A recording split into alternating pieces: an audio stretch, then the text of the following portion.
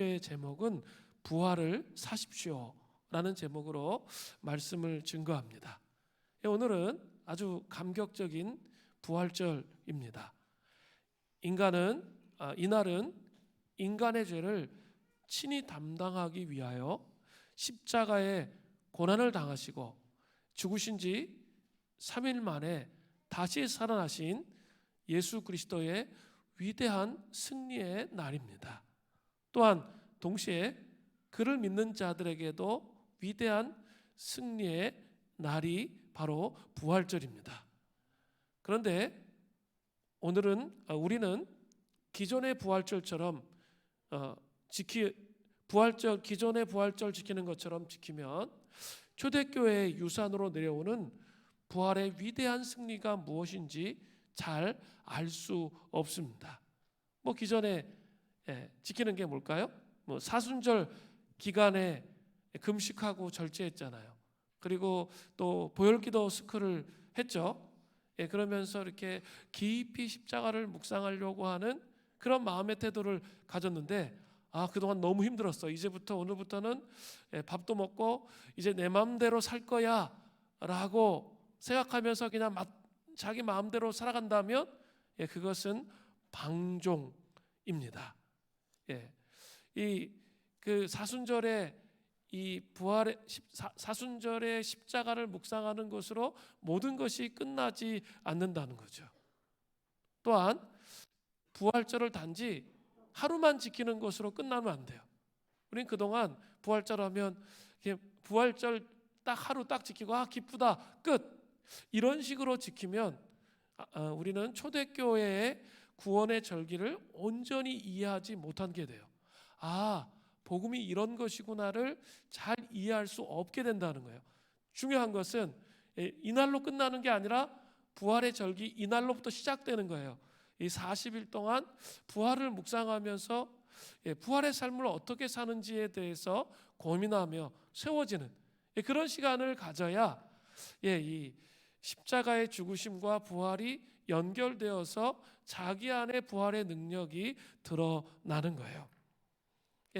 우리 PPT 하나 보겠습니다. 우리 금요 심야 기도회마다 구원의 절기를 하고 있는데요. 구원의 절기의 이 사이클을 보면 제일 먼저 우리 8월 말부터 초대교회에서 지켰던 이 절기에는 하나님 나라의 절기가 있었어요. 그 다음에 뭐가 있었죠? 성육신의 절기, 성육신 금식의 절기, 그리고 성육신의 절기. 우리가 지금 우리 말로 이야기하면 대강절, 대림절 이런 게 있었어요. 그리고 우리가 사순절에 금식하면서 이렇게 예수 그리스도의 십자가를 깊이 묵상했습니다. 그것으로 끝나는 게 아니라 이게 하나의 기둥이라는 거예요. 구원의 완성으로 가기 위한 하나의 기둥이에요. 그 다음에 이제 부활절이 40일 동안 온다는 거죠. 그래서 예수님과 함께 살아나는 게 뭔지를 우리가 경험해야 돼요. 또 그것으로 끝나지 않아요. 이제 승천절이 있어요. 예수님이 하늘을 40일 후에 승천하시잖아요. 그래서 땅에서의 삶이 아니라 하늘에서의 삶을 우리에게 가져오는 게 무엇인지, 그리고 성령 강림절, 그리고 이제 재림으로 이어지는 이 전체 구조의 내용을 알아야 이 구원의 완성으로 나아갈 수 있는 그런 삶이 된다는 거예요. 자, 그러면 좀 더 이야기해 볼게요. 이 구원의 절기 전체 1년의 사이클은 하나님 나라의 절기, 성육신의 절기, 사순절, 부활절, 승천절, 성령 강림절로 이렇게 이어진다고 그랬어요. 그런데 그 이어질 때 중요한 게 있어요. 그냥 형식적으로 쑥 지나가는 게 아니라 그 절기마다 구원의 독특한 우물이 있다는 거예요. 절기마다 구원의 우물이 아주 풍성하게 그 안에 있다는 거예요. 이사야서 12장 3절에 보면 그러므로 너희가 기쁨으로 구원의 우물들에서 물을 기르리로다. 우물들이란 표현을 쓰죠. 우리는 구원의 우물들에서 물을 기르는 거예요. 각 절기마다 그 안에 아주 깊은 복음의 신비들이 무엇인지 들어 있다는 거예요. 여러분 한번 잘 생각해 보세요. 절기마다 키워드가 있었어요. 이 성육신 절기의 키워드는 뭐였죠? 이 정도는 이제 기억을 하고 계셔야 돼요. 비움, 구유, 그죠? 우리 예수님 탄생, 대강절, 대림절, 비움과 구유가 키워드였어요. 그러면 사순절의 키워드는 뭐였죠? 정말 많이 얘기했잖아요. 광야. 광야에서 십자가 앞에 서는 것. 그게 키워드였어요. 그러면 고난주간의 키워드가 있어요. 우리 한 주간 고난주간을 보냈는데요. 고난주간의 키워드는 예루살렘이에요. 그러니까 예루살렘에서 일주일 동안 있었던 일이었죠. 그래서 이렇게 예루살렘의 종려주일에 입성하셔서 이렇게 골고다 언덕에서 십자가에 못 박히시는 거죠. 성문 밖으로 나갔죠. 거기서 못 박히심으로 끝나요. 그래서 키워드가 예루살렘에서 이루어진 것. 또 내 혼의 예루살렘에 새 예루살렘을 세우는 것. 뭐 이런 게 다 연결되어서 키워드가 예루살렘이었어요.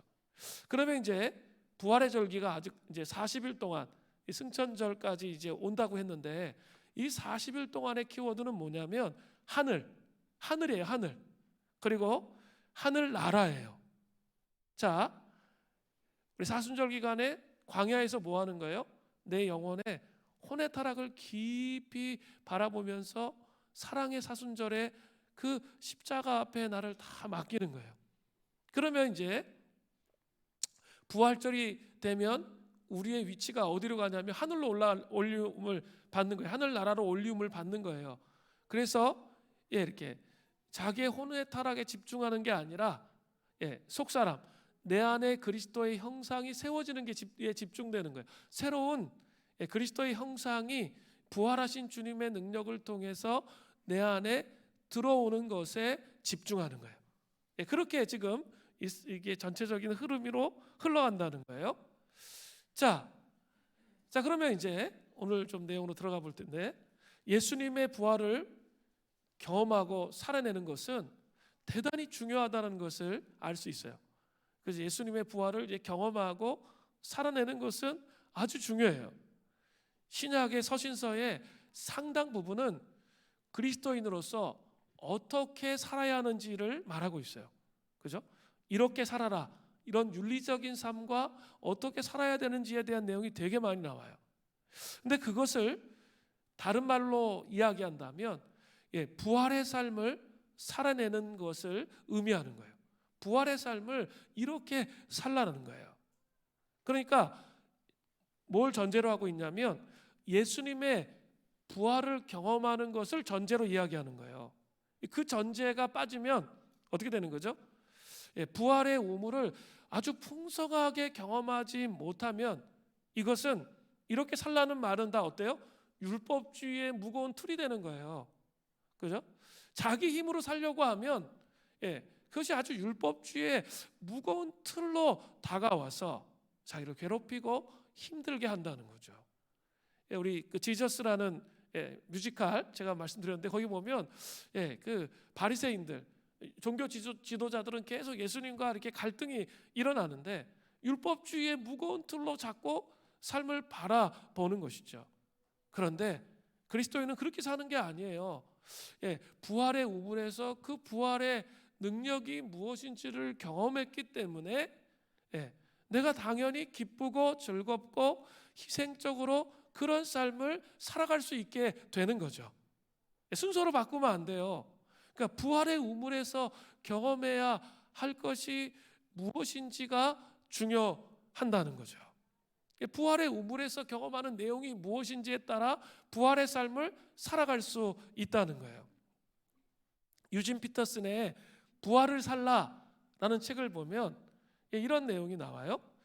우리 한번 잘 생각해 보세요. 그 자녀를 출산했을 때 그 느낌이 어땠어요? 그 환희가 있죠. 또 기쁨이 있죠.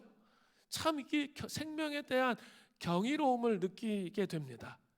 그런데 이 아이를 키우죠. 점점 아이들이 말을 안 들어요. 미운 7살. 그리고 청소년기 되면 거의 모든 걸 반대로 하는 청개구리가 돼요. 막 이렇게 되다 보면 어때요? 점점 그 경이로운 마음들이 사라지잖아요. 그죠? 경이로운 마음이 점점 사라지고 저 왼수 저거 화상 막 이런 마음들이 자꾸 들잖아요. 그죠? 그렇게 갈 때가 많아요. 그런데 한번 이런 느낌을 가지고 한번 우리 신앙을 연결시켜 볼 필요가 있어요.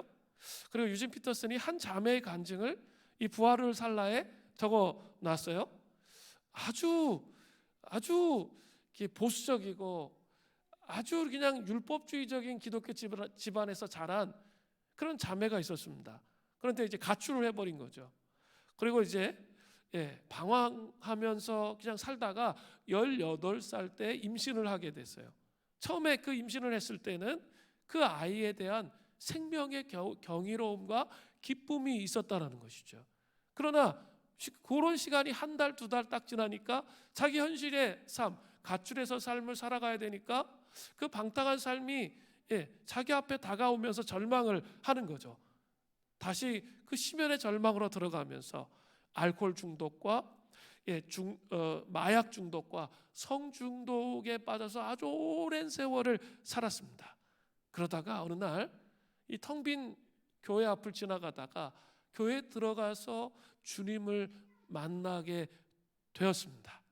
그러면서 교회에 출석하게 되었습니다. 그런데 교회에 출석하면서 안타까운 것들을 보게 되었습니다. 교회들이 예수님의 이름으로 태어나는 것은 너무나도 잘 알아요. 그런데 그리스도의 장성한 분량이 충만한 데까지 이르는 데는 별로 관심이 없어. 이걸 보게 된 거죠. 그리고 그런 데는 능력이 없어 보이는 거예요.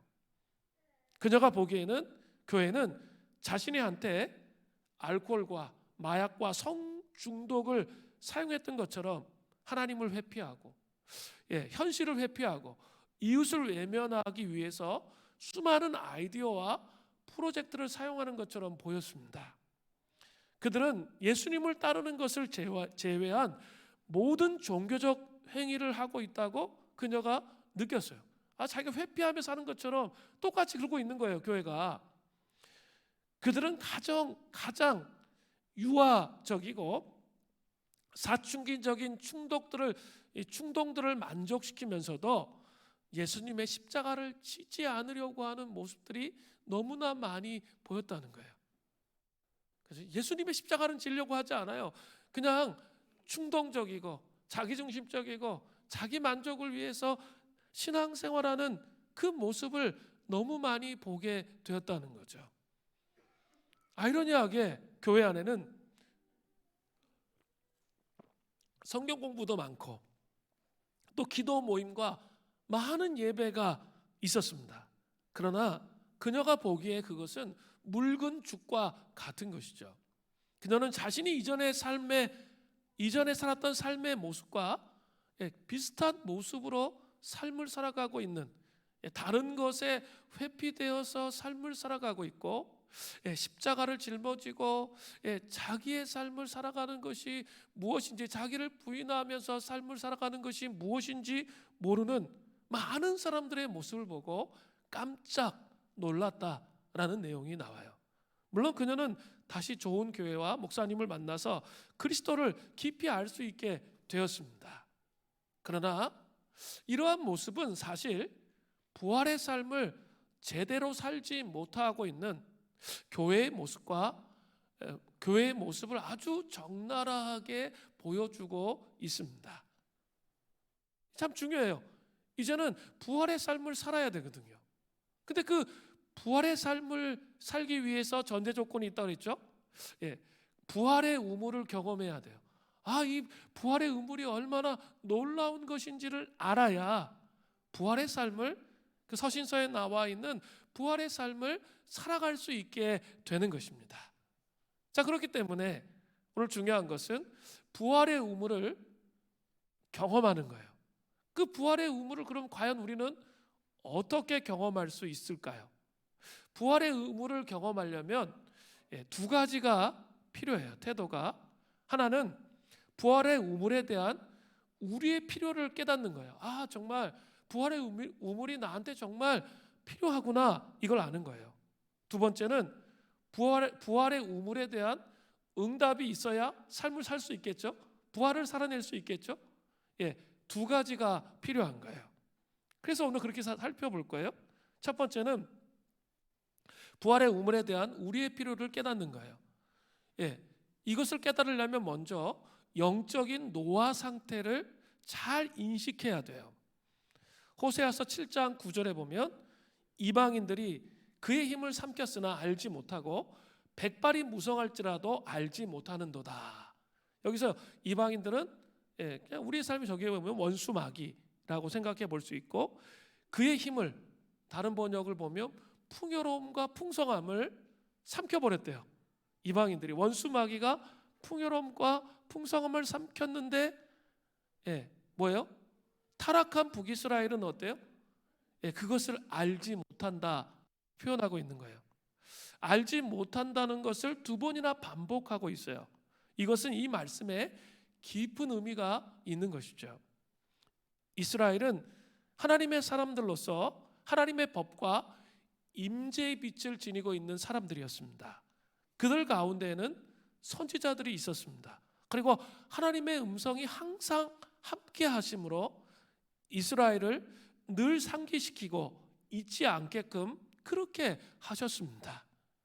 그럼에도 불구하고 그들이 깨닫지 못하는 사이에 그들은 영적으로 늙어갔습니다. 영적인 노화는 우리가 인식하지 못하는 사이에 천천히 그리고 슬며시 우리 안에 스며드는 거예요. 그뿐만 아니라 영적인 보화, 또 부요함을 잃어버리고 약탈당합니다. 하지만 이것이 아주 천천히 일어나기 때문에 이 사실을 잘 알지 못하는 거예요. 보혈기도 스쿨 하시느라고 진짜 고생을 많이 하셨어요. 그리고 막 씨름을 했는데 많은 분들이 한 70 몇 분이 이번에 이수를 하셨는데 많은 분들이 이수하셨어요. 그런데 어때요? 씨름을 계속 하다 보니까 어때요? 이렇게 하나님이 찾아오시는 것을 경험하고 느끼잖아요. 그죠? 아, 하나님 이렇게 말씀하시는구나. 아, 말씀을 자꾸 읽다 보니까 하나님이 맨 처음에는 하나님 음성을 어떻게 들어야 될지도 모르겠고 내가 지금 막 힘들고 어려운 상황을 어떻게 처리해야 될지도 몰랐는데 자꾸 보혈기도문을 하다 보면 이 하나님이 찾아와 계시는 것, 나의 삶 속에 찾아오시고 나를 이끌고 계신다는 것을 인식하게 됐잖아요. 그런데 이제 끝났어. 이제 그럼 무장 해제하고 이제 안 해. 그럼 다시 또 어떻게 될까요? 영적 노화가 오는 거예요. 또다시 그 영적 부요함이 이제 눈뜨기 시작했고 하나님 앞에 나아가려고 하는데 안 해버리면 어떻게 될까요? 다시 영적인 노화 상태로 약탈당하는 거죠. 원수마귀에게 약탈당하면서 또다시 옛날 상태로 돌아가게 되는 것이죠. 그래서 여러분 정말 씨름하면서 꼭 하실 수 있어야 돼요. 영적 근면함이 영적 생활에 아주 중요한 거예요. 영적 근면함이라는 것은 뭐냐면 율법주의가 아니에요. 제가 초대교회 영성을 연구해 볼 때 저는 이렇게 한 군데에서도 그런 거 본 적이 없어요. 그 율법주의적인 신앙생활로 하나님 앞에 나아가려고 하는 그런 태도로 하는 게 아니에요. 그건 율법주의죠. 그런 게 아니고 정말 하나님을 사랑하기 위해서 영적 근면함의 삶을 분투로 살아가는 거예요. 이게 완전히 차이가 있어요. 완전히 큰 차이가 있어요. 내가 뭔가를 해가지고 하나님의 뭔가를 얻어내려고 하는 그게 율법주의죠. 그게 아니고요. 정말 하나님의 임재 앞에서 씨름하며 몸부림치며 나아가려고 하는 것이죠. 그런 태도가 보혈기도문을 해서 누가 옆에서 얘기해 주기 때문에 하고 그렇지 않으면 안 하고 이렇게 돼서는 안 된다는 거죠. 영적 훈련이 됐는데 이제부터는 스스로 해 나아가실 수가 있어야 되는 것이죠. 그러면서 자기의 삶을 한번 돌아보세요. 내가 영적 노화의 상태에 있을 때, 하나님과의 관계가 멀어졌을 때 얼마나 힘든 삶인가, 영적으로 무지한 삶이었는지 여러분 정말 조금이라도 인식이 되지 않으세요? 이거 해봐야 알아요. 인식이 돼요. 그렇구나. 그런 태도와 모습을 일관되게 견지하면서 영적 근면함으로 하나님 앞에 서셔야 돼요. 영적인 노화의 상태는 우리가 알지 못하는 사이에 우리 영혼을 둘러싸요. 그 결과 영적 우물들이 닫히는 거예요. 그리고 내면에 영적인 움직임이 닫혀요. 하나님이 함께 하신다는 느낌이 없어지는 것이죠. 즉 우리를 자라도록 도와주고 끊임없이 하나님의 형상으로 변화하게 하는 모든 것을 멈추게 하는 것이 노화 현상이에요. 영적 노화 현상이에요. 그러니까 10년 다녀도 20년 다녀도 30년 다녀도 신앙이 1단계에서 그 다음으로 못 넘어가고 쳇바퀴가 계속 덜게 되는 것이죠. 이런 영적인 노화 상태가 되면 제일 먼저 내가 증상으로 알아요. 성경을 읽을 때 그냥 이렇게 그냥 검은 게 잉크고 흰 거는 종이야. 읽었는데 하나도 남는 게 없어. 이런 증상이 들어와요. 기도를 하는데 그냥 그 기도는 그냥 일상적인 반복이에요. 그리고 아무 어떤 내 안의 영적 흐름을 느낄 수가 없어요. 그리고 눈물이 말라. 그리고 첫사랑이 잊혀져요. 주님을 향한 첫사랑이 잊혀져요. 영적 노화의 상태를 겪지 않아 보신 분은 한 분도 없으실 거예요. 또 분노는 가까운 곳에 있어서 쉽게 화를 내요. 아니 정말 이렇게 보혈기도를 할 때 남편이 완전히 새 사람으로 변했어. 그런데 자꾸 그걸 이제 등한시하기 시작하면 어때요? 제일 먼저 들어오는 게 뭐냐면 화를 컨트롤할 수가 없어. 그런데 본능적으로 행하기 시작해요. 쉽게 화를 낸다는 거죠. 짜증을 내고. 또 나의 체면, 위신에 매우 예민해요. 그리고 혼은 쉽게 상처를 받고 치유가 대단히 느려집니다. 상처는 표면적으로만 사라지고 기억 속에서 남아서 새로운 상처를 받게 될 때 매번 올라오고 더 많이 막 상기되고 기억되고 이런 형태로 간다는 거예요. 성경에서 말씀하시는 계명으로서의 용서가 어려워져. 그리고 표면적으로만 용서하고 많은 꺼리낌을 갖게 돼요. 한번 잘 생각해 보세요. 나에게 힘들고 어려움을 준 사람, 그 사람이 99% 잘못했어요. 그런데 있죠, 내가 용서가 됩니까? 이렇게 내 영적 노화의 상태가 있으면 절대로 용서가 안 돼요. 그런데 이 구원의 우물 속에 거하면서 이 하나님의 그 은총과 은혜가 있으면 내 1% 잘못한 것 때문에 내가 그 계명을 순복하지 못했기 때문에 오는 괴로움 때문에 용서하게 된다는 거죠. 이게 엄청난 차이예요.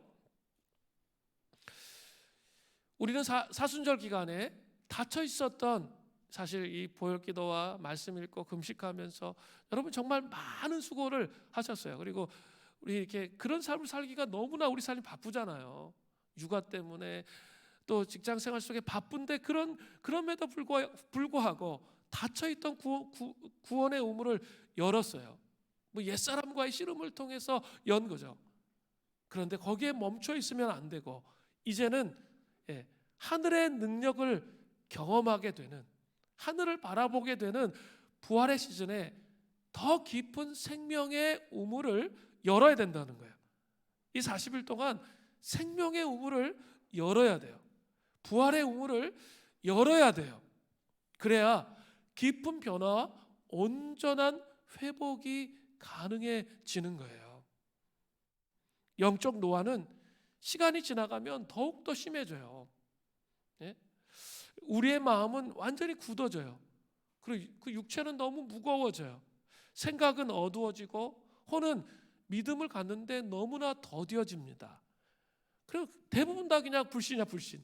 자기 생각세. 그 혼의 타락이 아주 깊은 거예요. 불신이 깊은 것은. 그리고 죽음이 마치 누에를 휘감는 껍질처럼 모든 것을 휘감습니다. 우리의 마음은 이 껍질로부터 벗어나고 싶어서 울부짖지만 그렇게 할 능력이 없어진다는 거죠. 우리는 고통 가운데 우리 이 성경 말씀 기억해요. 이사야서 37장 3절 후반절의 말씀이에요. 아이를 낳으려 하나 해산할 힘이 없음 같도다. 아이를 낳을 때 정말 온 힘을 다해서 죽을 힘을 다해서 힘을 줘야 아이가 나오잖아요. 그런데 해산을 해야 되는데 힘이 없어.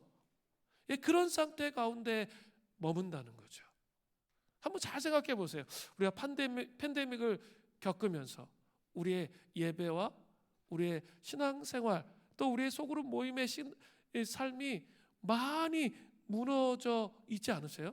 그래서 삶의 중심이 다른 곳에 가 있지 않으세요? 한국 교회의 상태가 어쩌면 그런 상태가 있어요. 그래도 예배를 중심으로 하나님 앞에 신앙생활을 했는데 그게 다 무너졌어요. 교회, 대형 교회마다 지금 심각한 상태 가운데 있어요. 해산할 힘이 없는, 영적 노화의 심각성이 완전히 드러나서 해산할 힘이 없는 그런 상태 가운데 있는 것이 아닐까요? 나의 상태는 어때요? 아니, 내가 진짜 신앙생활 제대로 해야지 라는 생각하는데 힘이 없어. 그렇게 끌려다니고 계시지 않냐라는 거예요. 영적인 노화는 겉으로 드러난 증상이에요. 그 이면에는 내면의 상태가 있습니다. 내면의 상태. 그 내면의 상태는 어떤 것입니까? 고요하게 저 아래 우리 내면 깊은 곳을 한번 들여다 보세요. 성령님의 조명하심을 구해 보십시오. 그 안에 있는 어두움과 슬픔, 외로움을 보게 됩니다. 타락한 인간의 현실을 보게 되고 끝없는 배고픔, 불안한 빛으로 나오지 않는 어둠, 삶의 광야에서의 상실감, 멈추지 않는 울부짖음, 눈에서 흐르는 눈물은 얼마 후에 멈추지만 곧 마음속에서 다시 시작되고 마르지 않는 그런 눈물을 여러분 존재를 깊이 보면 보게 되지 않으십니까? 충족되지 않는 공허함, 없어지지 않는 슬픔, 사람들이 있는데도 느껴지는 외로움, 이런 것들은 도대체 다 무엇입니까? 이것은 타락한 후에 인간의 비참함이에요. 숨겨진 내면의 죽음이에요. 숨겨진 내면의 죽음입니다. 이 죽음 때문에 사도 바울은 울부짖었어요. 로마서 7장 24절에 오호라 나는 곤고한 사람이로다. 이 사망의 몸에서 누가 나를 건져내랴. 아담이 선악과를 먹었을 때 이 죽음이 일어났습니다. 몸의 죽음이 아니라 영의 죽음이 일어났습니다. 그것은 하나님으로부터, 사람들로부터, 그 모든 것으로부터 끊어져서 서로 반목의 상태가 되었습니다. 하나님이 창조하신 원하시던 모습의 진정한 나 자신과도 반목, 불화의 상태가 되었습니다. 결과적으로 사람은 길을 잃고 자신의 혼란의 포로가 되어 외롭게 되었습니다. 어둠의 감옥에 갇혀서 헤어나올 수 없는 소망이 없는 자처럼 그렇게 되었다는 거죠. 초대교회 교부 삼위일체 교리를 확립했던 성 아타나시우스는 이런 말을 했어요. 그분은 아픈 우리에게 오신 것이 아니라 죽은 우리에게 오셨습니다. 그러므로 우리를 고치시는 것이 아니라 우리를 죽은 자 가운데에서 살리신 것입니다. 죽음은 우리를 삼켰지만, 죄는 우리를 삼켰어요. 그렇지만 그 속박으로부터 우리를 해방시키셨습니다. 예수 그리스도께서 해방시키신 것이죠. 놀라운 것은 하나님의 아들 예수 그리스도가 십자가에 죽으시고 부활하심으로 말미암아 우리가 위대한 구원을 경험하게 되었다는 것입니다. 단지 죽으시고 끝난 것이 아니라 부활하신 것이 중요해요. 자, 이 부활의 의무를 생각하면 여러분 이 단어를 꼭 기억하시면서 여러분 40일 동안 묵상해야 돼요. 영적 노화와 내면의 죽음의 상태를 해결할 수 있는 유일한 길은 부활하신 예수 그리스도의 열린 옆구리예요. 자, 부활하신 예수 그리스도의 열린 옆구리. 이 열린 옆구리는 십자가에서 주어진 그리스도의 구원이고, 깊고 완전한 구원의 우물이에요. 구원받고 끝나는 우물이 아니라 우리를 성화의 여정으로 가도록 하는 이 구원의 우물은 뭐와 관련이 있어요? 부활의 우물과 관련 있는 것이죠. 빌립보서 2장 12절 후반절에 두렵고 떨림으로 너희 구원을 이루라 했어요. 한번 구원받고 끝나는 게 아니라, 칭의적 구원으로 끝나는 게 아니라 어때요? 계속적으로 자라야 되는 거예요. 영적 노화의 상태에 머물러 있으면 안 되는 거예요. 그죠? 자라가는데 핵심이 뭐예요? 예수님의 열린 옆구리라는 거예요. 그 예수님의 열린 옆구리는 다른 말로 표현할 수 있는데 그게 뭘까요? 응고되지 않은 피라는 거예요. 응고되지 않은 피, 같은 말이에요. 부활의 절기 40일 동안은 계속 여러분이 묵상해야 될 게 이 두 단어예요. 뭐라고요? 예수님의 열린 옆구리. 또 하나는 뭐라고요? 예수님의 응고되지 않은 피. 자, 예수님은 우리의 구원을 위해서 당신의 육신에 수많은 상처를 입으셨어요. 그분은 잃어버린 자들을 구원과 생명의 길로 회복시키기 위해서 수많은 상처를 입으셨습니다. 예수님은 그 상처를 입으신 그 몸으로 그 잃어버린 자를 뒤쫓아서 찾고 계십니다. 그러한 사랑을 추구하는 가운데 그분의 열린 옆구리에서는 피가 응고되지 않는다는 거예요. 만약 그리스도의 사랑의 상처에서 피가 멈춘다면 온 세상은 곧바로 죄로 말미암아 멸망하게 될 것입니다. 우리는 또 깊은 좌절과 절망 속에서 그냥 종교적인 신앙생활을 하고 말 거예요. 피가 응고된다면, 우리에게 아무 능력이 없다면, 그것이 날마다 현재화되지 않는다면, 부활의 삶으로 나타나지 않는다면 사람들은 한번 치유받고 역시 안 돼. 난 이게 옛날부터 해봤지만 역시 안 돼. 그리고 포기하게 될 거라는 거죠. 그러면서 종교적인 신앙의 패턴으로 들어가 버릴 거라는 거예요. 그러나 그분의 열린 옆구리에서 흐르는 피는 응고되지 않아요. 이게 중요해요. 응고되지 않고 현재적으로 또 실제적으로 우리의 삶에 날마다 적용된다는 거예요. 그러면서 이 죄의 타락한 혼의 그 뿌리까지 깊이 뿌리채 뽑혀 나아가는 그런 놀라운 역사가 있다는 거죠. 이것이 부활하신 주님의 능력이에요. 부활의 우물에서 꼭 생각하고 계속 묵상해야 될 게 응고되지 않은 피예요. 내 안에 그리스도의 형상이 계속적으로 세워지기 위해서는 응고되지 아니한 예수의 피가 날마다 현재화돼서 내 안에 있는 그 어둠의 속박을 깨뜨릴 수 있다는 것을 믿어야 돼요. 그리고 실제적으로 그 깨뜨림을 통해 진정한 자유를 가져오게 하신다는 거예요. 그러니까 여러 가지 상황과 어려움이 올 때마다 뭐 해야 돼요? 열린 옆구리를 바라보는 거죠.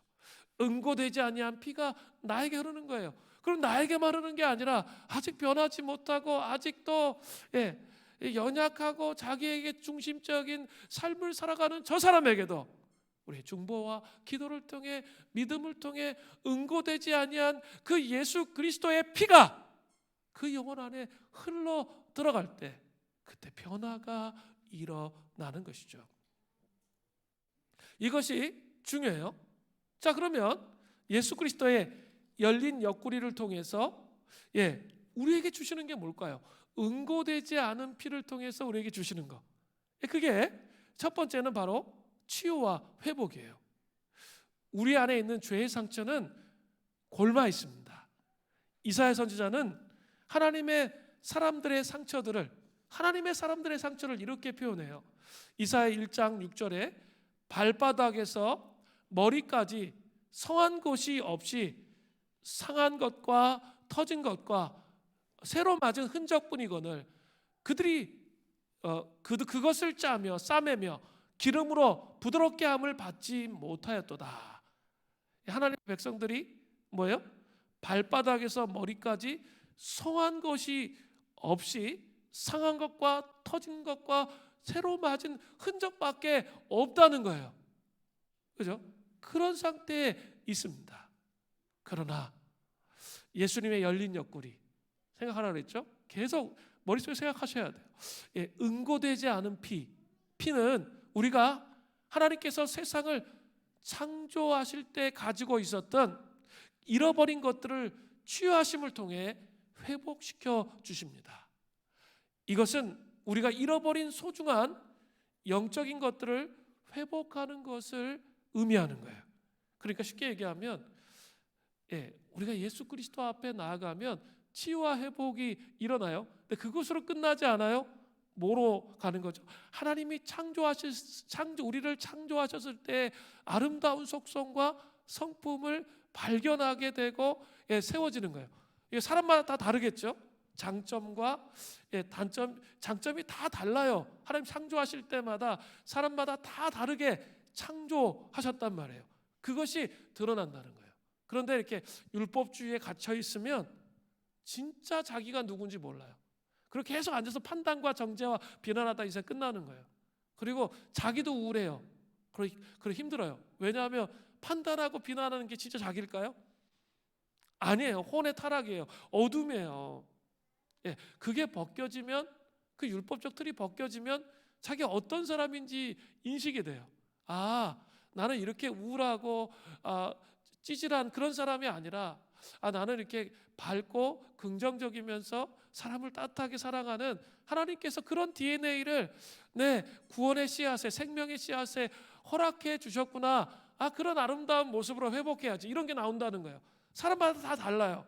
어떤 사람은 지혜롭고, 어떤 사람은 온유하고, 어떤 사람은 용맹하고, 어떤 사람은 신중하고, 그런 모습들을 찾아간다는 거죠. 그게 진짜 예수 그리스도를 구원의 우물에서, 이 부활의 우물에서 경험하게 될 때, 그 응고되지 않은 피를 경험하게 될 때 오는 진정한 자유인 거예요. 예수님 안에서 여러분, 우리의 삶을 여러분 기억하세요? 우리는 처음 예수님 믿었을 때 어때요? 달콤함, 감미로움을 느꼈었고, 순수함, 성결함, 단순한 마음, 하나님을 향한 뜨거운 사랑, 그리스도 안에서의 기쁨, 그리고 다른 사람을 위한 사역에 거룩한 열심이 분명히 있었습니다. 우리는 기쁨으로 끊임없이 섬겼고, 끝없는 만족 가운데 예배를 드렸어요. 한번 그럴 때를 한번 잘 생각해 보세요. 주님을 만났을 때 그랬어요. 그런데 이게 지금 영적 노화 상태에 들어가가지고 이게 완전히 말라 비틀어져 있는 것은 아니냐는 거예요. 늘 새롭게 되는 힘과 에너지로 희생적인 사역을 했습니다. 그래서 제가 권사가 됐고, 제가 장로가 됐고, 안수집사가 됐고, 리더가 됐잖아요. 그런 것이 있었기 때문에 됐겠죠. 그런데 이것들은 이제 다 어디로 갔습니까? 잃어버린 것일까요? 아니면 약탈당한 것일까요? 이것을 어떻게 회복할 수 있습니까?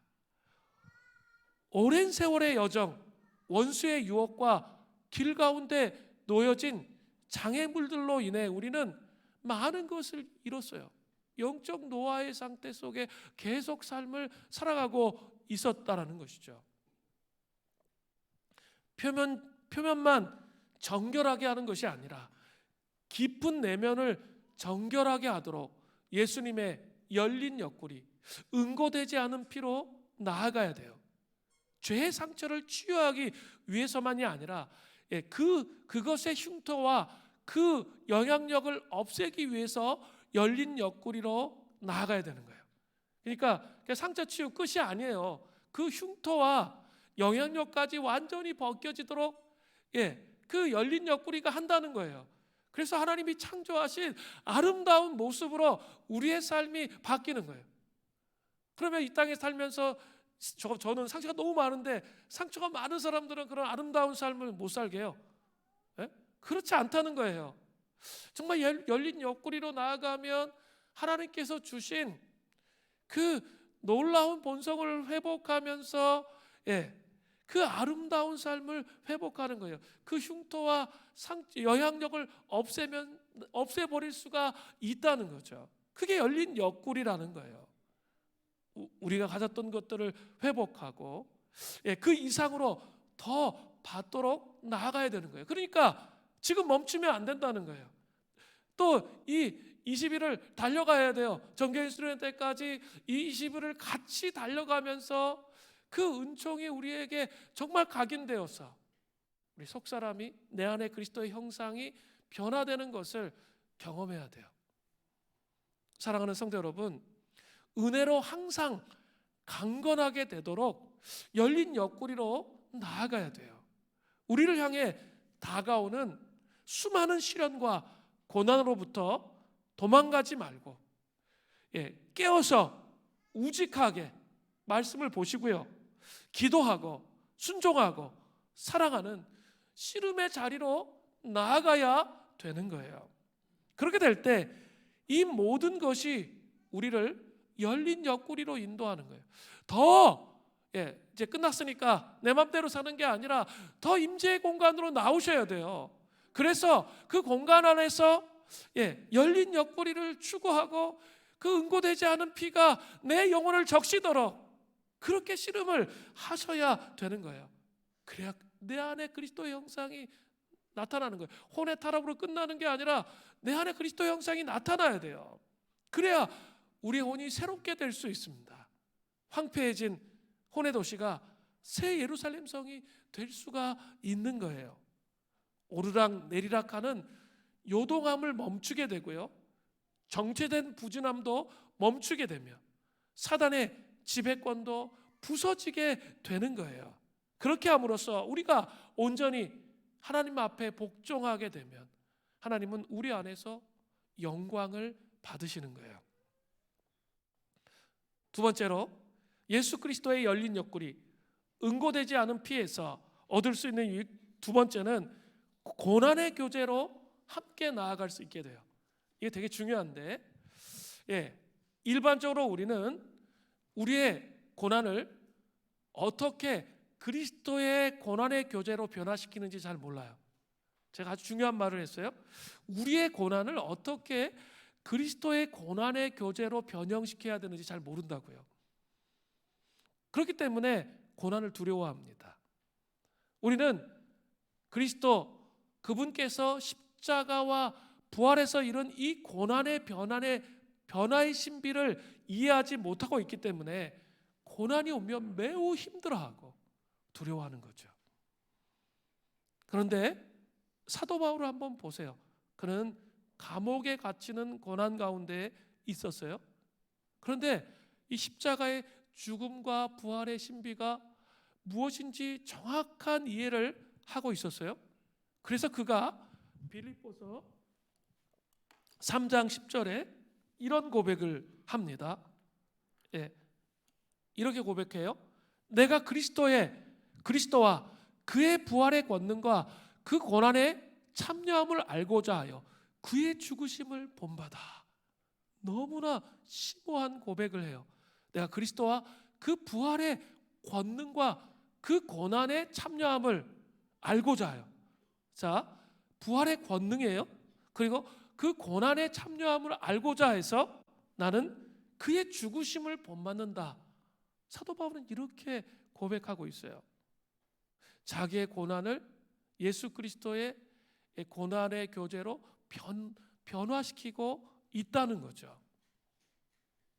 그리스도의 고난의 교제는 어떤 고난이라도, 심지어 그 원인이 비록 우리 자신이라 할지라도 반드시 그것을 변화시키세요.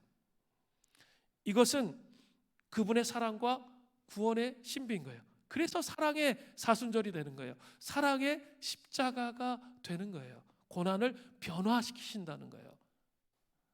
고난은 내적인 영적 성장을 위해서 반드시 필요해요. 이것은 영이 자라면서 그 내면의 감옥에 직면하기 때문에, 혼의 감옥에 직면해요. 내가 정말 조금 신앙이 자라가면 혼의 감옥에 직면하기 때문에 그래요. 내면의 감옥은 영을 둘러싼 혼을 의미해요. 혼을 지배하고 있는 하나님의 뜻에 반대되는 생각을 뜻합니다. 이 대립과 갈등이 일어나는 이유는 혼과 하나님의 뜻에 반대되는 생각은 끝도 없는 욕망과 원함을 따라 살고 싶기 때문에, 그죠? 예, 그렇기 때문에 그렇습니다. 그런데 이러한 일을 사람들은 잘 의식하지 못하고 분별하지 못하는 사이에 내 영과 혼 안에 일어난다는 거죠. 그리스도의 고난의 교제는 사실 우리 영혼 안에 혼과 영의 대립을 가져와요. 그죠? 우리 영이 잘하면 우리 둘러싸고 있는 혼의 타락의 부분과 대립을 가져오는 게 당연해요. 그런데 중요한 것은 그 대립을 가져오는데 내가 반대 정신을 가지고 하나님의 뜻을 자꾸 선택하기 시작하면 그 가운데 반드시 열매가 맺혀지기 시작한다는 거예요. 영을 둘러싸고 있는 혼은 갈라져 열리며 영이 그 감옥의 껍질로부터 나오게 돼요. 그리고 영이 더 자라면서 그 갈등과 대립은 계속 반복되면서 그 껍질은 계속 더 열려서 결국 완전한 자유와 진정한 영의 해방에 이르게 되는 거죠. 그러면 명확하게 하나님의 뜻을 따라서 삶을 살아갈 수 있게 되는 것이죠. 혼의 모든 권한과 깨어짐은 우리 안에 거주하고 있는 죄의 권세로부터 우리를 해방시키는 거예요. 따라서 자아사랑과 자아의 노예됨과 시무룩함 등으로부터 자유케 되는 거예요. 결과적으로 문이 열려서 우리 안에 그리스도의 생명과 부활의 생명이 부어지는 거예요. 그리스도의 생명과 부활의 생명이 우리 안에 부어지고, 부활의 생명이 이런 것이구나를 그때서야 깊이 인식하고 깨닫게 된다는 거죠. 그리고 마침내 우리는 영적 여정의 진정한 본질을 깨닫게 되는 것이죠. 그 여정은 사망의 음침한 골짜기로 내려감이고 또 변화산으로 올라감이에요. 내려감과 올라감이 항상 있는 거예요. 올라갈 때마다 주님은 우리를 그분의 이 올라감과 내려감을 통해서 주님은 우리를 그분의 부활과 영원한 생명의 신비로 들어갈 수 있도록 그렇게 하신다는 거예요. 자, 어떤 때는 성령님이 우리를 음부와 같이 느껴지게 하는 경험을 하게 하십니다. 그런데 그분은 그곳에서도 우리 앞에 계세요. 두 팔을 십자가에 벌려서 우리를 도우시고 음부를 지나갈 수 있도록 함께 하신다는 거죠. 이게 중요해요. 음부에 우리의 삶을 살다 보면 하나님께서 우리가 음부와 같이 느껴지는 그 고통을 경험할 수 있도록 허락하세요. 그런데 중요한 것은 나 혼자 경험하는 것처럼 막 몸부림치고 불안해하고 두려워하고 이러면 아무것도 경험되지 않아요. 그리고 이길 수가 없어요. 그런데 예수 그리스도의 십자가를 바라보는 거예요. 그러면 십자가에서 예수님은 두 팔 벌려서 그 음부의 고통 가운데 있는 우리와 함께 하시는 거죠. 그러면서 그 음부를 지나갈 수 있도록 그렇게 하신다는 거로. 그렇게 하신다는 거예요. 그래서 한쪽 면으로는 어둡고 공포스러워요. 그러나 반대쪽으로는 다시 또 올라가죠. 빛나고 영광에 차 있는 모습을 볼 수 있어요. 이게 뭐예요? 우리의 고난이 그리스도의 고난의 교제로 변형된 그 모습이라는 거예요. 우리는 죽음과 부활이 그리스도 안에서 일상적인 패턴임을 서서히 깨닫기 시작합니다. 우리는 그분과 함께 슬픔과 고난이 있는 음부로 내려가고 그런 다음 영원한 위로와 부활의 교제함으로 그분과 함께 올라가는 것이죠. 이게 우리의 삶의 정황이라는 거예요. 자, 그러니까 대체적으로 사람들은 어떤 자기의 문제에 아주 깊은 문제에 딱 부딪히게 되면 어때요? 도망가 버리잖아요. 그냥 잠적해 버려요. 이렇게 하면 하나님을 체험할 수가 없는 거예요. 자기의 그 문제의 깊은 부분이 보여질 때 어떻게 해야 된다고요? 도망가는 게 아니라, 덮어버리는 게 아니라, 그게 사순절의 십자가를 경험하는 거예요. 덮어버리는 게 아니라 그 십자가에서 두 팔 벌려서 그 음부의 고통 속에 계신 주님을 맞이하는 거예요. 그리고 나와 함께 고통을 겪고 계시는구나, 이걸 받아들이는 거예요. 그러면 뭐가 온다고요? 반드시 올라가요. 부활의 영광이 온다는 거예요. 부활의 영광을 경험할 수 있게 되는 거죠. 다시 살아나는 거예요. 그 모든 상황들을 이기고 새롭게 하시는 그 놀라운 영광스러운 그날이 반드시 온다는 거예요. 자, 이걸 따로따로 생각하면 안 돼요. 항상 예수님의 죽으심과 부활은 붙어 있는 거예요. 그러니까 어때요? 고난의 현실이 나 혼자 당하는 게 아니고 주님과 함께 변화되는 거예요. 그래서 부활의 영광으로 가는 거죠. 연결되어 있다는 거예요. 에베소서 4장 9절부터 10절은 이렇게 말해요. 올라가셨다 하였은즉 땅 아래 낮은 곳으로 내리셨던 것이 아니면 무엇이냐? 내리셨던 그가 곧 모든 하늘 위에 오르신 자니 이는 만물을 충만하게 하려 하심이라. 올라가고 내려가는 것, 이것에 대해서 분명하게 말하고 있습니다. 이것은 모든 세대에서 하나님과의 관계에 깊이 들어가기를 갈망했던 모든 사람들의 삶에 나타났던 패턴이에요. 열린 옆구리를 통해서 고난의 교제로 들어감을 통해서 부활의 능력을 경험하는 것을 말해요. 이러한 패턴을 통해서 그들은 다가올 영광의 시대를 바라보면서 그 영광을 경험할 수 있었던 거예요. 자, 이게 참 중요한 거예요. 이제 우리 전교인 수련회를 앞두고 있습니다.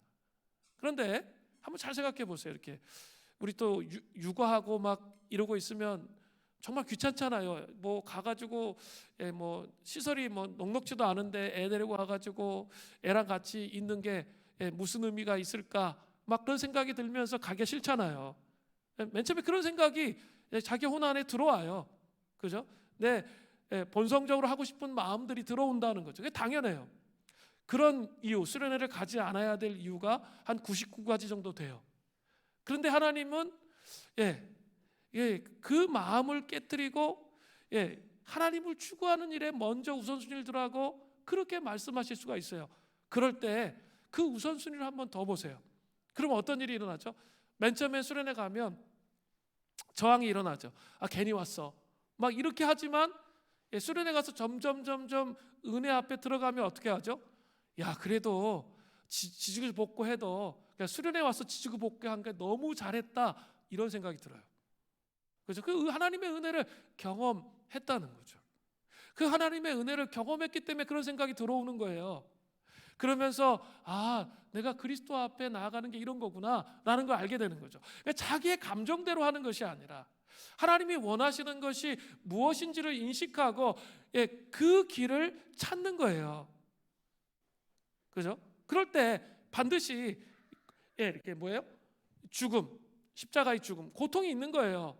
그러나 부활의 영광을 경험할 수 있게 되는 것이죠. 저는 그런 자리로 여러분을 초청하고 싶어요. 그냥 신앙생활 그냥 이렇게 하는데 고통이 없어요? 고통이 없을 수 없어요. 어려움이 있을 수 있어요. 그런데 그 어려움을, 그 부활의 영광을 통해서 기꺼이 그것을 버릴 수 있게 되는 것이죠. 이게 중요한 거예요. 자, 이제 두 번째로 부활의 우물에 대한 우리의 응답이에요. 자, 영적 노화 상태, 죽음의 상태에서부터 예수 그리스도의 열린 옆구리, 응고되지 않는 피는 치유와 회복, 고난의 교제로 나아갈 수 있는 그 힘을 준다고 했어요. 그죠? 그러면 이제 우리에게 필요한 이제 부활의 우물에 대한 우리의 응답, 부활을 살아내는 방법이 무엇냐라는 거예요. 그것은 우리의 응답은 정말 부활의 의무를 계속 경험해 간다면 우리 어떻게 살아야 돼요? 작은 예수로 살아야 돼요. 이것은 지금까지 이야기한 내용과 동떨어지게 살아야 한다는 의미가 아니에요. 자신의 의지로 그렇게 사는 것을 의미하지 않아요. 우리의 속사람이 자라면 자랄수록, 우리가 하나님을 더 깊이 경험하면 할수록 자기 중심적인 성향과 이기심으로부터 나와서 하나님의 마음으로 세상의 필요를 바라보게 되는 거예요. 그러니까 내 생각에 집중되어 있는 게 아니라 진짜 여러분이 부활의 능력을 경험하고 부활의 은총을 경험하면 관심이 딱 어디에 가 있냐면 하나님의 마음에 가 있어요. 나 상처받은 거 이런 거에 가 있지 않아요. 하나님의 마음에 가 있게 된다는 것이죠. 작은 예수로 살아간다는 것은 이런 하나님의 마음을 이해하고 삶을 살아가는 것을 말해요. 그리고 작은 예수로 살아간다는 것은 뭐예요? 부활의 삶을 살면서 세상에 부활의 신비를 심어주는 삶을 살아가는 것을 말해요. 그러니까 내가 작은 예수가 되어서 부활의 능력을 경험하면서 세상 사람들에게 부활의 신비를 심어주는 삶을 살아가는 것을 의미하는 거죠. 그렇게 하기 위해서 필요한 게 뭡니까? 요한복음 12장 24절이에요. 내가 진실로 진실로 너에게 이르노니 한 알의 밀이 땅에 떨어져 죽지 아니하면 한 알 그대로 있고 죽으면 많은 열매를 맺느니라. 우리의 희생의 삶을 말하고 있죠. 이 희생의 삶은 우리의 고난의 삶과 연결되어 있죠. 그렇죠? 이렇게 주님 앞에 낮아지는 하향적인 삶을 살려고 하면 어때요? 불편해요. 그리고 희생이 요구돼요. 그죠? 희생이 없는 영광은 없단 말이에요. 분명히 희생이 있어요. 우리 리더 하려면, 우리 장로 하려면, 우리 또 안수 집사 권사님 하시려면 어때요? 제대로 쉬지도 못하고 일주일 내내 직장 생활에서 시달리는데 교회 와서 또 뭐예요? 여러 가지 일들을 하셔야 되잖아요. 그러면서 씨름하고 살잖아요, 삶을. 세상 사람들이 보면 그거 미친 짓이에요. 왜 그렇게 살아야 돼? 나를 위해서 즐기고 살아야지. 왜 그렇게 살아야 돼요? 왜 그렇게 살아야 됩니까? 부활의 능력을 경험했기 때문에, 부활의 삶을 살아가기를 원하기 때문에 그렇게 살아가는 거예요. 거기에는 희생이 따라온다는 거예요. 고난의 삶과 연결되어 있습니다. 예수 그리스도의 열린 옆구리로 말미암아 고난의 교제에 들어가면 중요한 게 있어요. 고난으로도 끝나지 않아요. 우리의 삶이 고난으로 끝나면 그것처럼 불행한 게 없어요. 반드시 부활의 신비를 경험하게 되는 거예요. 그렇기 때문에 우리의 고난의 경험이 변화되는 거죠. 사람들이 그러니까 옆에서 보게 되는 거예요. 그래서 예수 그리스도 앞에 나오게 되는 것이죠. 이 길이 영광의 교제로 바뀌기 때문에 우리는 더 이상 고난을 두려워하지 않는 거죠. 베드로전서 4장 13절부터 14절에 이 말씀이 아주 정확하게 언급되어 있어요. 이렇게 되어 있죠. 오히려 너희가 그리스도의 고난에 참여하는 것으로 즐거워하라. 이는 그의 영광이 나타나실 때 너희로 즐거워하고 기뻐하게 하려 함이라. 너희가 그리스도의 이름으로 치욕을 당하면 복 있는 자로다. 영광의 영, 곧 하나님의 영이 너희 위에 계심이라. 그리스도를 위해 네가 치욕을 당했냐? 그러면 너는 기뻐하라는 거예요. 왜냐하면 영광의 영이 너와 함께 한다는 거죠. 부활하신 주님의 영광의 영이 함께 하기 때문이라는 거예요. 초대교회 성도들은 이 부활의 개념이 예수님의 십자가의 죽음과 부활이 명확한 이 연결선상에서의 이해가 딱 있었기 때문에 이걸 이해했던 거예요. 그러니까 어때요? 메이저가 아니고 마이너였어요. 그리고 예수님을 고백하는 순간 사자밥이 돼야 돼요. 그런 상황 속에서 우리 같으면 어때요? 원망하고 불평하며 왜 우리의 삶을 이렇게 했는지 막 입이 이만큼 나오잖아요. 그렇게 살잖아요. 그래서 또 막 불안하고 막 두렵고 막 이렇게 살잖아요. 근데 그렇게 한 게 아니에요. 오히려 예수 그리스도로 인해 치욕을 당했는데 내가 예수님의 죽으심과 그 사랑의 십자가와 부활의 능력을 생각해 보니까 이건 아무것도 아닌 거죠. 그러면서 나가는 거죠. 그 영광의 영이 나와 함께하기 때문에, 그리스도의 고난에 내가 동참해서 그것이 변형되었기 때문에 그런 거예요. 우리는 고난에 대한 우리의 생각과 개념을 바꾸고 우리 삶을 우리의 구원자와 연결함으로, 교제로 지켜서 우리의 고난이 그분의 고난이 되도록 해야 되는 거예요. 혼자 고난 당하지 마세요. 그렇게 함으로 어떻게 된다고요? 영광의 영이 우리와 함께해요. 그건 뭘 의미하는 거예요? 고난의 열매를 수확할 수 있게 되는 거예요. 전교인 수련회의 특세가 21일째 여러분 지나가고 있어요. 그런데 이 전교인 수련회의 주제가 무엇입니까? 그 전교인 수련회의 주제가 무엇입니까? 하나님 나라의 열매를 맺히는 것. 이게 올해 한 해의 주제 말씀이기도 하고, 주보에 나와 있죠. 올해 한 해의 주제의 말씀이기도 하고, 이번 전교인 수련회의 주제의 말씀이에요. 여호와를 의지하여 의뢰하는 사람은 복을 받아 결실이 그치지 아니하리라.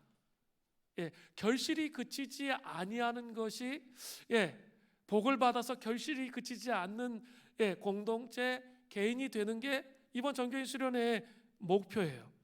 그러기 위해서 해야 될 게 뭐예요? 사랑의 십자가로 우리 혼의 타락을 다루는 것을 끝내면 안 돼요. 이제 부활의 시즌으로 가야 돼요. 그래서 응고되지 않은 피를 계속 붙잡고 씨름하면서 하나님의 사랑으로 내 안에 속사람이 세워져야 돼요. 그리스도의 형상이 계속 세워져 가야 돼요. 그러면서 전교인 수련회로 가는 거죠. 부활을 현재화해서 전교인 수련회를 가게 하시면 저는 결실이 그치지 않는 하나님의 나라, 이게 이번 수련회 주제예요. 그런 일이 일어나기를 소원합니다. 그러니까 제가 그리는 수련회는 첫 번째, 수련회를 앞두고 이렇게 보니까 이번 주에 이렇게 한 사람 한 사람 얘기를 듣다 보니까 병들어 있는 사람이 너무 많아요. 병들어 있는 사람, 불치병, 정말 큰 수술을 앞두고 있는 사람, 정말 그런 사람들이 너무 많더라고요, 우리 성도 중에.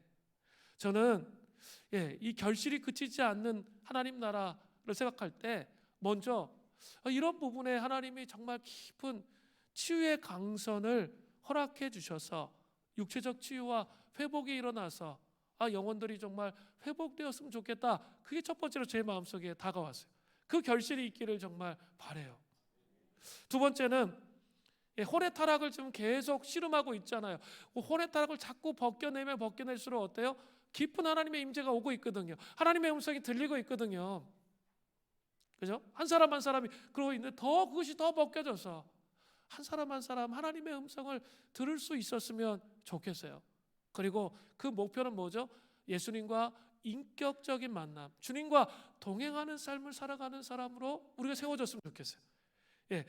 일단은 그런 일이 일어나기를 바라요. 그리고 세 번째는 삶의 현실의 변화와 회복.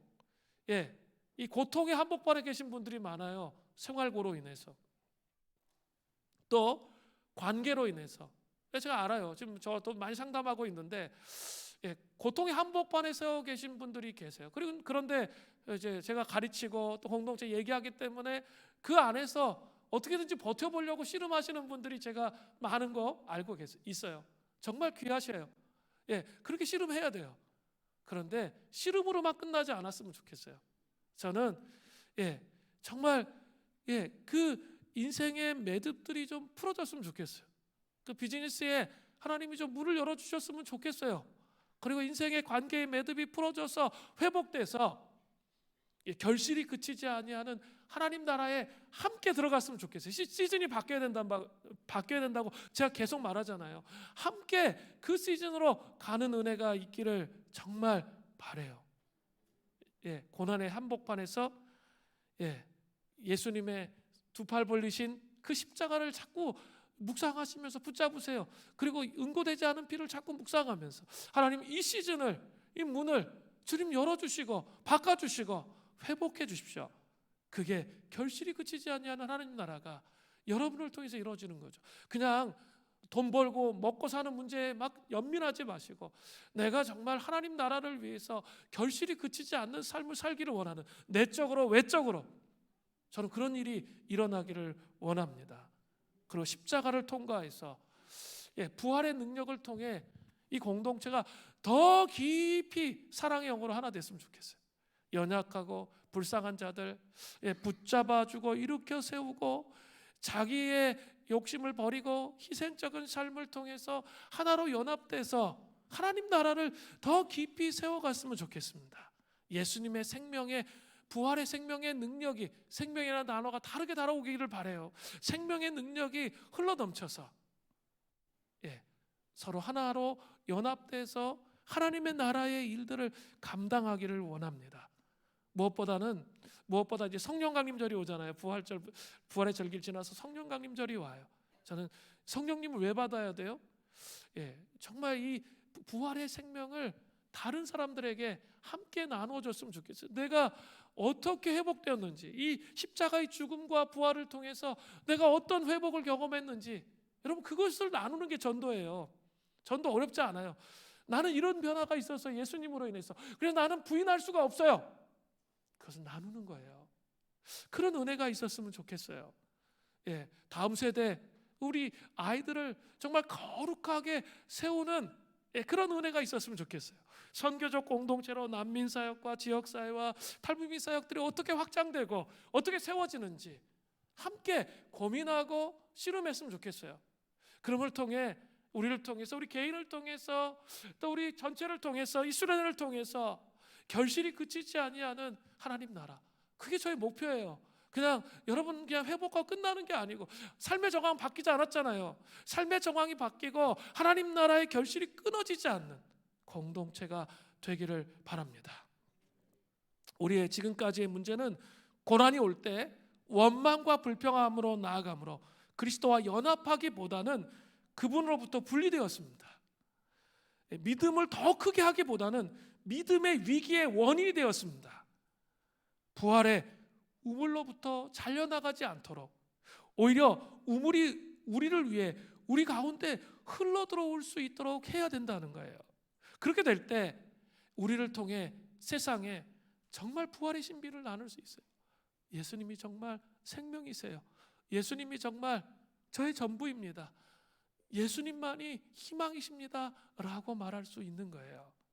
마지막으로 오늘 본문을 읽고 마무리하겠습니다. 이사야서 55장 1절부터 3절에 오라 너희 모든 목마른 사람들아 물로 나오라, 돈 없는 자도 오라, 너희는 와서 사 먹되 돈 없이 값 없이 와서 포도주와 젖을 사라. 너희가 어찌하여 양식이 아닌 것을 위하여 은을 달아주며 배부르게 하지 못할 것을 위하여 수고하느냐. 내게 듣고 들을지어다. 그리하면 너희가 좋은 것을 먹을 것이며 너희 자신들이 기름진 것으로 즐거움을 얻으리라. 너희는 귀를 기울이고 내게로 나와 들으라. 그리하면 너희의 영혼이 살리라. 내가 너희를 위하여 영원한 언약을 맺으리니 곧 다윗에게 허락한 은혜이니라. 영원히 살리라. 영원히 살리라. 주님 말씀하세요. 이 부활의 절기에 이스라엘을 통해 우리 영혼이 살아나기를 원합니다. 또 내가 너를 위하여 영원한 언약을 맺으신다 그랬어요.